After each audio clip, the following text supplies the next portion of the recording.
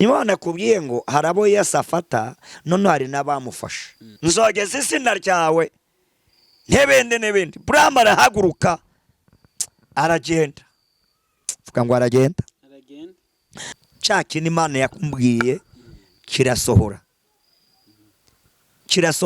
hanyuma rero nongeye kubasuhuza abakunzi bantu mu Kristo TV amahoro y'Imana akomeze kubana namwe ngewe nitwa David nk'ibisanzwe ndabasuje no se mwamerereye mwaba muri mu Rwanda cyangwa hanze y'u Rwanda mwumve ko amen Imana ishimwe cyane imbere ya kamera zandi mu Kristo TV kumwe na Pastor Bani niwe mu rugo ariko nanone ngende umushitsi ariko nagiriwe amahirwe amen n'umugisha wo kuza kuyobora kino kiganiro haleluya Imana yagize neza pe Imana ishimwe cyane David ikizere Imana igende kugirira kandi buriya Imana yarabikubwiye abari bwumvirijwe ni David wo kuri Gonarike TV ariko uyu munsi natembere njya gusura umuvandimwe Pastor Bani mu muvandimwe muri Kristo mu buryo bw'umwuka n'umuvandimwe mu buryo bw'umubiri n'amaraso shaka kusanga ababye batubyatari bamwe ariko mu buryo muri Kristo turavana navuze ngo amaraso ya Yesu yatugize umwe kuko yahuje abatari kuzamenyana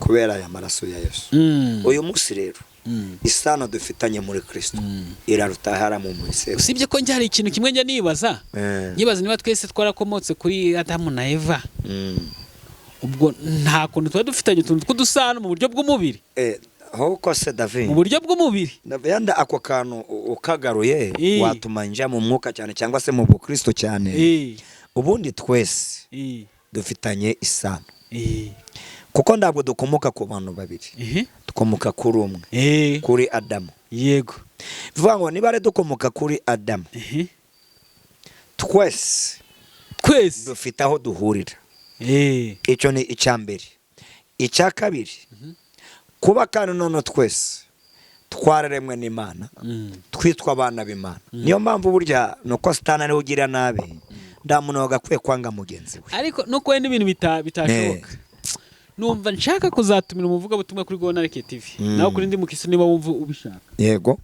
uzaza kutubwira igisekuruza kuva kuri Adamu na Eva nibura hano tujya tukabyumva neza no kuri Abrahamu akatubwira icyo gisekuruza cy'isukuru cyagiye gikurikirana kugeza ubwo kigeze kuri Abrahamu kuri Abrahamu twita twese tunagikomeza abandi benshi babacyumva yego ariko tuvuye kuri Adamu na Eva ntabwo tujya dukunda kumenya igisekuruza neza ngo kigiye gutya David birahari Bibiliya ese irahari kandi irabiyoboye neza itavuga nk'ubu Adamu na Eva batubwiye ko wabyaye Abeli na Gahini ariko abandi bana yabyaye ntabwo bitwereka Bibiliya ngo abandi bana Adamu na Eva babyaye Bibiliya bitwereka batabazi barahari ni bande icyo gihe tuzagitegura nabundi Bibiliya irisobanuye iri mu murongo none se buriya hari abantu Bibiliya igitwereka abana Adamu na Eva nyuma kubyara Gahini na Abeli barahari kimwe nuko abantu basoma binandi basome neza bazi ko Aburahamu ko yatunze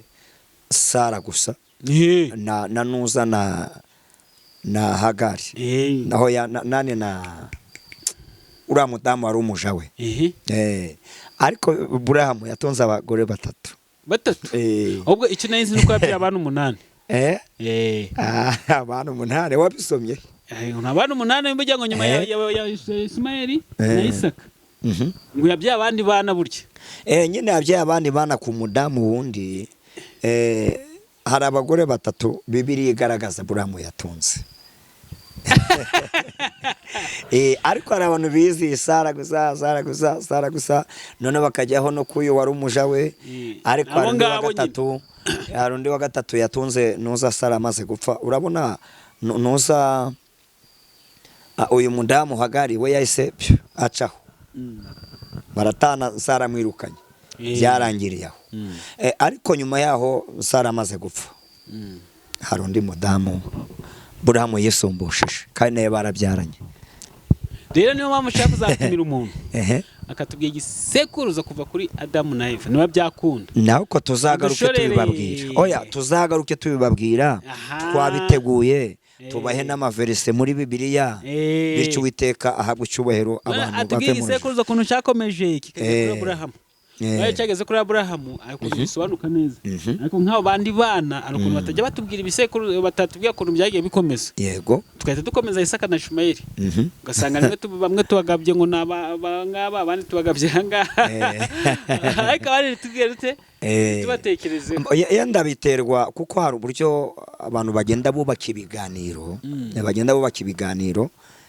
Yenda izo topic tuzagiragaye ko kujya tuziganiraho twicare Bibiliya tuyisome nabundi Bibiliya irasobanutse. None tugaruke kwa aka kantu kavuga ati se ndabwo dufitanye isano.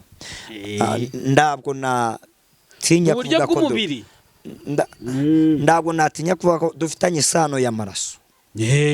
Kandi ikindi kintu ngiye kinyemeza uzarebe iyo umuntu yakoze ubukwe cyangwa se iyo umuntu yapfushije hari abantu uzabona uko se nawe waje hari n'abantu uzabona rwose mwahuriyeho we waruzi ukwabo abantu muzi ukwe ariko wa muntu ubone wa muntu yitabiriye kujya kumushinguraho kujya kumuherekezaho bisobanuye ngo rero twese hari ukuntu tugenda duhura kubera bwa buntu bw'Imana kandi yanduratse ko isi ari igenda idutandukanya n'abantu bakagira imitima mibi ariko twese twagakwiye gukundana twagakwiye kuba bamwe.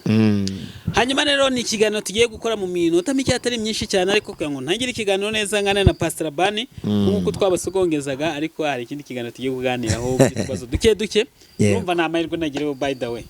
Amen. Amahirwe kuba kuri ndi umukristo. Amen. Abantu bari buze kunyumva bumve ko binejeje pe. Amen. Biranejeje no kuri kw'Imana. Pastor.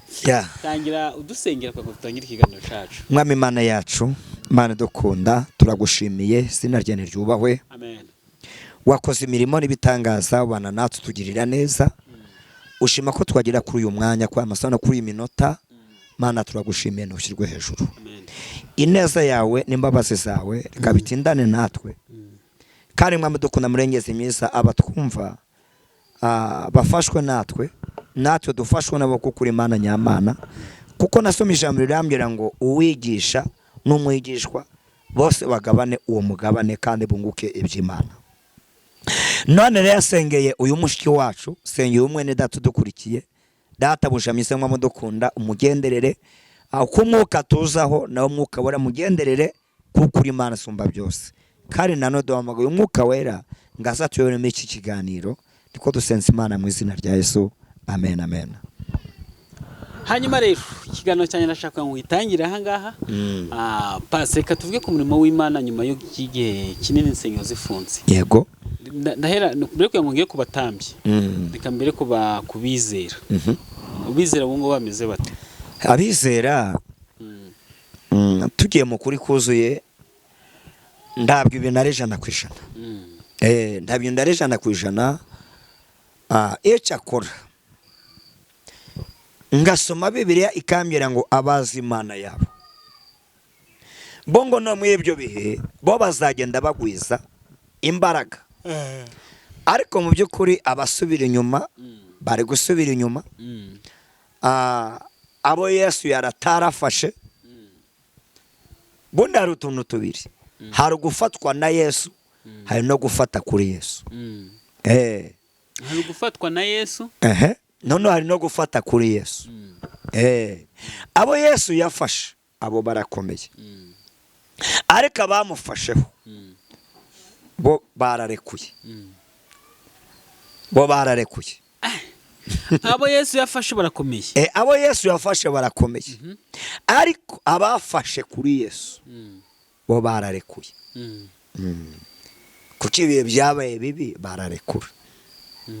Uyu munsi rero bariho ku giti cyabo bari guhondwa n'isi bari guhondwa n'imisi bari guhondwa n'ibihe kuko bararekuye ariko abo Yesu yafashe. Yesu aravuga ngo abo nafashe amazina yabo ndayazi niyo mvuze baranyumva bazi ijwi ryanjye nabo iyo bavuze nzi ijwi ryabo kandi ndawuzabavufunura mu kiganza cyanjye. Nabo yafashe nyine nabo yafashe niko ngo babizera. Bonde David hari inshuti ondera ibyo uziha zigukundira ibyo uziha bya bindi waziherezaga niba ndabihari bakakureka araho twanyuze bakakurekura araho twanyuze bari kubaka urusengero turangije turakunda urusengero runini taje tuvuga ati ese ko urusengero koko ruzubakwa abakristo badasenga twashyira akabazo mwashyira akabazo ahubwo se hakwiye gukorwa iki kugira ngo ibintu bikomeze nk'uko byari bimeze twashyira akabazo sibyo yego turibaza imyizere n'abizera ni ryari bazumva ko ibyo leta yakoze biri mu mucyo tuhashyira akabazo yego nka pasiteri utwo tubazo tunkurireho njyewe ari urwego rwanjye utwo tubazo twashyiraho mbere ku kambere urusengero runini rukubakwa abizera bafunze abakristo barayabizera niba bazi icyo bari gukora urusengero ruzakomeza kubakwa kandi hari ibyerengero by'uko insengero zizafungurwa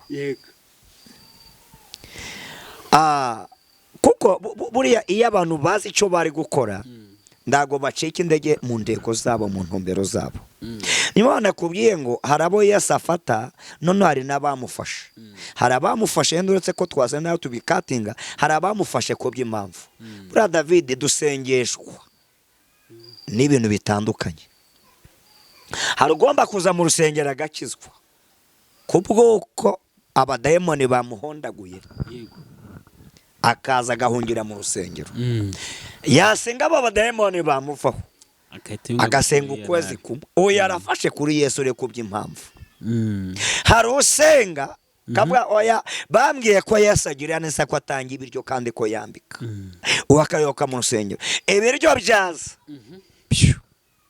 akarekura ariko hari abandi Yesu yafashe abafatiye mu bukene abafatiye se mu bukire bo ubwe arabifatira avuga ngo mwebwe ndawe uzabakura mu biganza byanjye haba muke haba mu zuba bari abakristo rero niba bazi icyo bari gukora urusengero bazarukomeza kandi ruzuzura bategereze igihe leta izongera gutangira amabwiriza yo gufungura urusengero kandi tuzirikane ko bundi leta yashyize ku mugaragaro ibisabwa ngo urusengero rwemererwe abo rero bakomeze mu bisabwa kuko icya mbere nta mpamvu yabatera kutubaka rura rusengero ntibapfuye barahari cyakora nk'umukristo kandi nk'umushumba harako nakongeraho hari akamotivasiyo kajya kazi yo bateranye hariya bamaze kumva ijambo ry'Imana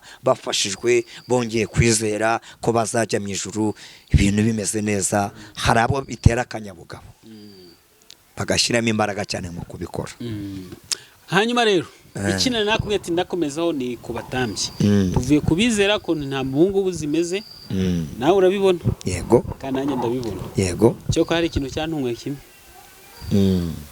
kuba abandi nabonaga mu rusengero musigiye babandi babaga bashishikaye mu rusengero nari bashishikaye mu kabari abibaho waho ndarushishikaye mu rusengero ubona ari we muntu nyine ukijijwe urimo n'umukabani wo musinzi uri mu kabari ni nawo musinzi unywa nyinshi mu kabari ubundi David niyo mpamvu Imana igiduha imbaraga kandi kenshi njya nisanga ku mavi nsenga vuga ngo Mana nyongerera imbaraga uko Imana yakoresheje umuntu cyane niyo yaguye ni nako Satani amukoresha cyane kimwe nuko iyo Satani yakoresheje umuntu cyane niyo yageze mu Mana ni nako n'Imana imukoresha cyane bura kuba Paulo yego Sawuli kuba yarakoze byinshi akubaka amatorero menshi agatangiza amatorero menshi akavuga ubutumwa bwinshi buriya ni nako yakoreye Kayisari ni nako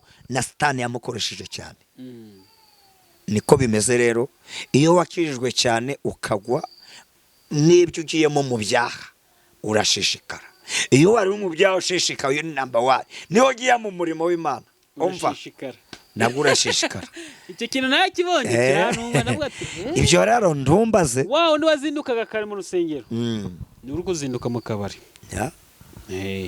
icyo kintu rero kirageze ute kirababaje. Basi tujye ku batamye cyangwa se ku bapasiteri. Yego. Ubuzima bwabo buhagaze bute? Ubuzima bwabo okay, buriya ubuzima bwabo buriya kuko nitubivuga byo na byiza nawe wisangamo. Yego. Biba byiza ko waza umuntu wisanga muri iyo case. Gusa njye cyo navuga aho ngaho mu buzima bw'abatambyi cyangwa se abashumba tubyerure ngaruke kuri ijambo bazimana yabo mu bihe bikomeye bo bagenda bagwiza iki imbaraga kandi navuze ngo iyo Yesu yagufasha ndacyagukura mu biganza bye nubwo bimeze gutya ndabye Imana ibura uko ibigenza ndabye Imana ibura uko ibigenza ubundi hari abahuye n'Imana mu rusengero ababonye Yesu mu rusengero urusengero nirufungwa bazagwa. Yego.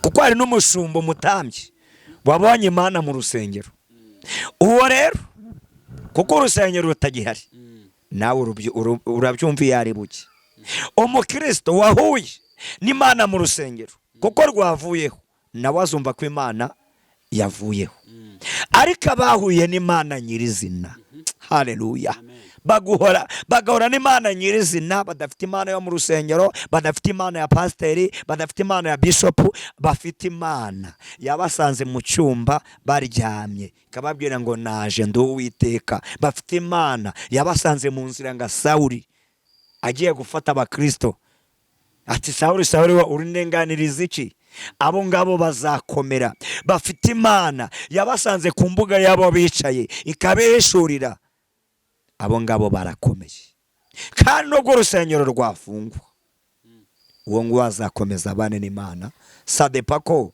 afite Imana mu mutima we afite Imana mu mutima we afite uko bahuye afite uko Imana yamugendereye uwo ngo azaguma abeho kandi asenge kandi nahagarara mu byiringiro ndabye Imana izabura uko imubeshaho kuko niba leta itunga abantu bayo Imana rero nayo ndabye izabura uko itunga abantu bayo Imana nishimwe. Hari ikibazo kimwe nshaka kukubaza ngo tujye mu ijambo ry'Imana ni ikibazo kibaza k'icya giti ese mufite icyizere ko bizasubira nka mbere uko byari bimeze cyangwa bizagaruka byarahindutse kuruta uko mbere byari bimeze? Njyewe rero mbifuze mu kwizera huko bizaza biruta ibya mbere bizaza biruta ibya mbere. Icya mbere nshingiraho buriya iyo Imana ishaka gutoranya indwari ikaba ishaka gutoranya abakomeye nayitegura ibikomeye. Nje mu buzima bw'isi umusirikare bashaka kugira ukomeye nawe bamunyuza ahakomeye. Niba Imana iri gutegura itorero ryayo ngo rikomere niyo mpamvu rigomba kunyura ahakomeye. Mu gihe kizaza kino gihe tucyambukiranije uzasanga amatorero akomeye uzasanga abashumba bakomeye uzasanga abizera bakomeye kuko bazaba barabonye kuri byinshi bazaba barabonye kuri byinshi. Nge rero ibi mbivuze mu urebeye mu mubiri wavuga ko ariko ntabwo birarangira. Wavuga ko byarangiye. Urebeye mu mubiri wavuga ko byarangiye. Hari uwareba abana yatarabane byarabarangiranye ni wowe byarangiranye. Ni wowe byarangiranye kwa Yesu ndibirangira kuko dufite ingero dushingiraho. Bundi igitondo kimwe ngo kwa Pilato bakoze umunsi mukuru ate wa muntu twamurangije bwana ngiye bari mu munsi mukuru undi yunguka igitekerezo atari kurabizi ati bano bagabo bagiye bagira udukoryo twinshi mushaka uburinzi mushyireyo bataza kumwiba bakavuga ngo yazutse bashyiraho uburinzi bakora buri kimwe cyose ariko marayika amanutse baryamiye guhwera igitare cyarabirinduwe Yesu avamo yemye aratambuka gisirimu. Haleluya. Yesu aratambuka gisirimu inkuru ziracicikana ati wa muntu yazutse. Kwa Pilato n'isi bari bazi ko kwa Yesu byarangiye. Oya kwa Yesu ndibijya birangira wakibwira ngo wabirangije byarangiye ariko ejo mu gitondo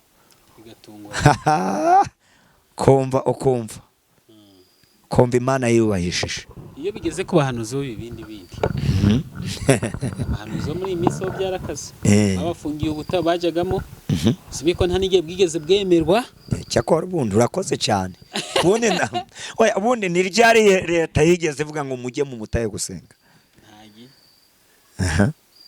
kuko hari ahantu ibintu ni bibiri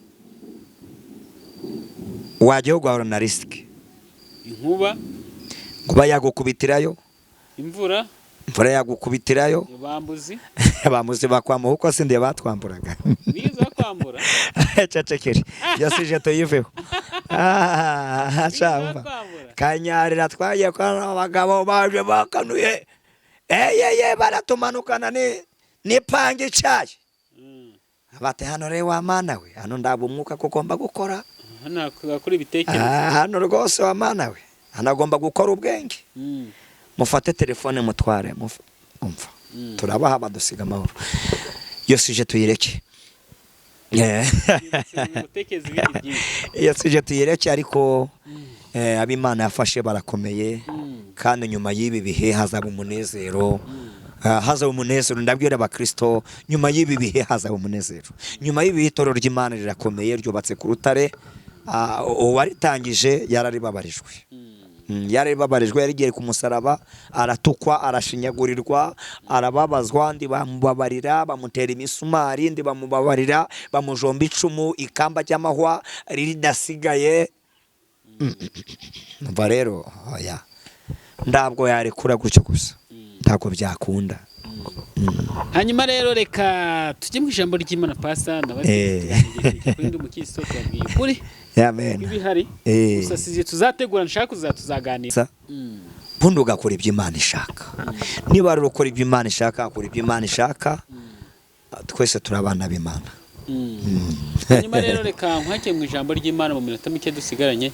urakoze cyane urakoze cyane bigiye kugwa reka turebe ijambo ry'Imana tugiye gusanga mu gitabo cy'Itangiriro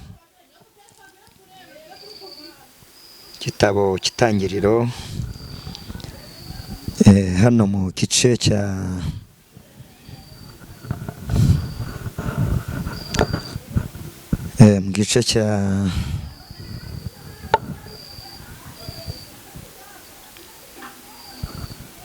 18 dusome duhereye ku murongo waho wa mbere. Itangiriro 18 dusome duhereye ku murongo waho wa mbere. Haratubwiye ngo Uwiteka abonekera Aburahamu kuri bya biti byitwa imyeroni bya Mamure, yari yicaye mu muryango w'ihema ku manywa y'ihangu. Yubura amaso abona abagabo batatu bahagaze imbere ye.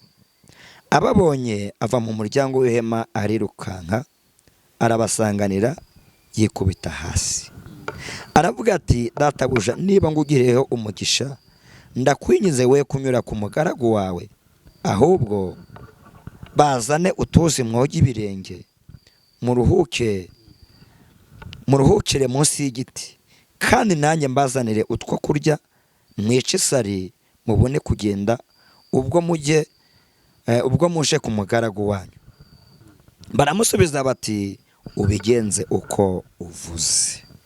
Vuga ngo ubigenze uko uvuze. Bana b'Imana kandi nshuti za Yesu, uyu mugabo Aburahamu, David yanamukomoje ngo yenda tuzaza dushaka ibisekuru. Uyu Aburahamu yavuzwe ko ari sekuru w'abizera, kandi mu bantu bizeye Imana ngo bikamuhwaniza no gukiranuka. Uyu nguyu yarimo kuko Imana yamusabye ibikomeye, yemera kunyura mu bikomeye kugira ngo nawe azabe ukomeye. Imana ishimwe cyane. Iyo dusomye mu gice cy'Itangiriro mu cya 12, igihe Imana yamusanze kamubwira ngo Aburahamu we, va hano usige so, usige nyoko, usige baso wanyu n'abandi, usige umuryango, uhaguruke ugende ujye mu gihugu nzakwereka. kandi nunyemerera kugenda nzabana nawe, nzaguha umugisha, nzogeza izina ryawe n'ibindi. Burahamu arahaguruka aragenda. Vuga ngo aragenda. Bane b'Imana kandi inshuti za Yesu, uyu yari umuhamagaro wari ugoye. Ndagira nibwirira abantu bahamagawe kuko babyiyizimo ko bahamagawe. Buriya hari abantu bavuga umuhamagaro mu magambo, kuko wenda bumva ko Rabana avuga umuhamagaro, buri umuhamagaro urarusha, umuhamagaro uravuna, umuhamagaro abantu bahamagawe murabizi. Imana kubwira ngo va hano ukibunaka, nda mwene wanyu ndake, nda muntu ukuzi. Imana ishimwe cyane. Cyakora kumvira Imana ukagenda, Imana ntihabwe icyubahiro.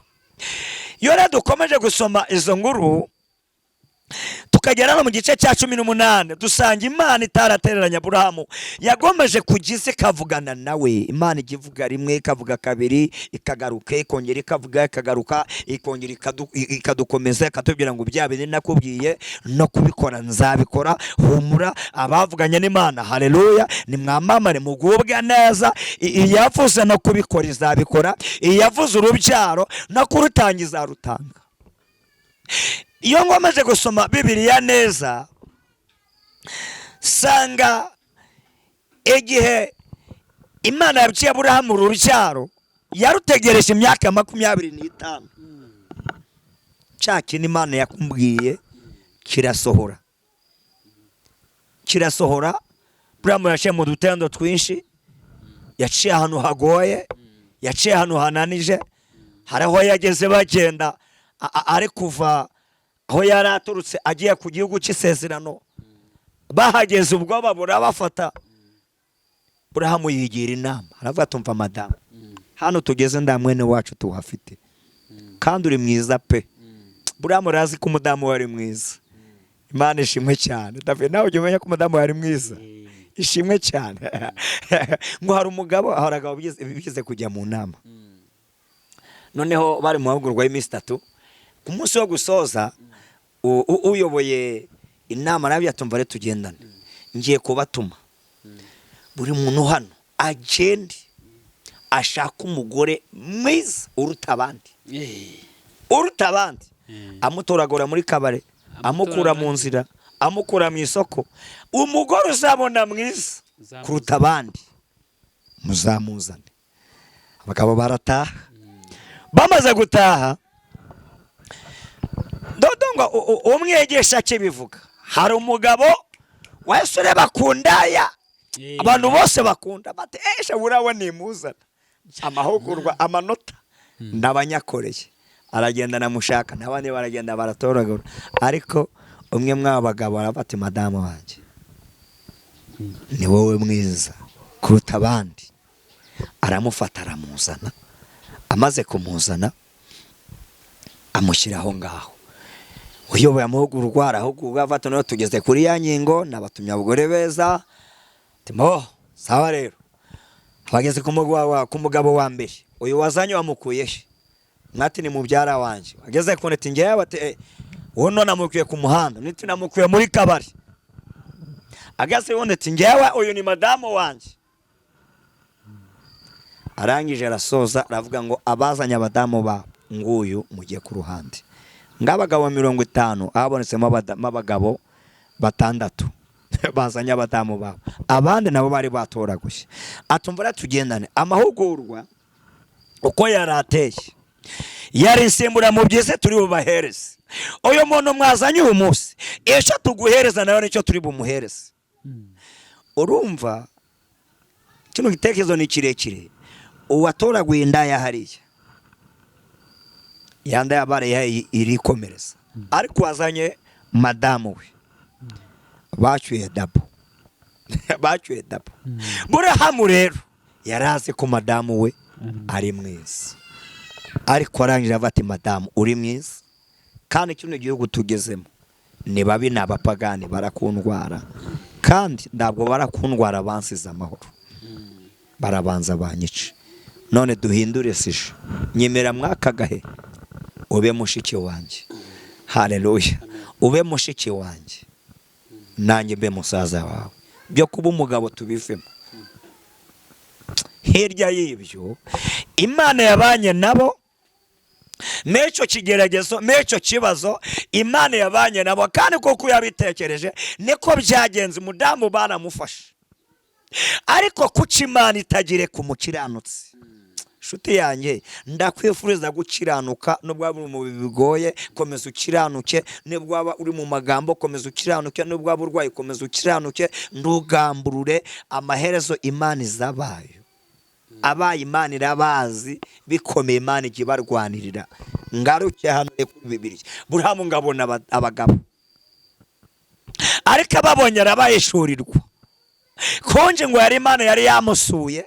Iyo dukomeje hepfo, nibwo bongeye guhabwa rya sezerano, b'abamarayika barisubiramo, barabwira ati none ubwo mudutekeye bwamutugaburiye mutwakiye kindi gihe ngiki, nzakugaruka sarahetse. Yo haleluya, Imana nishimwe cyane.